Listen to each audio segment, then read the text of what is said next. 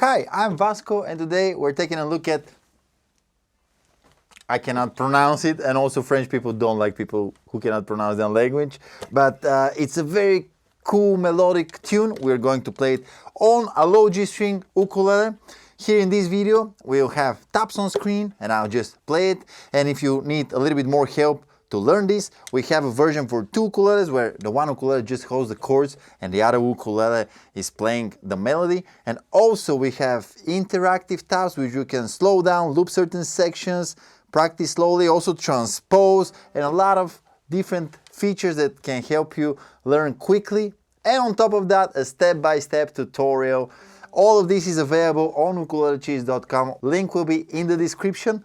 Check it out, but here is it.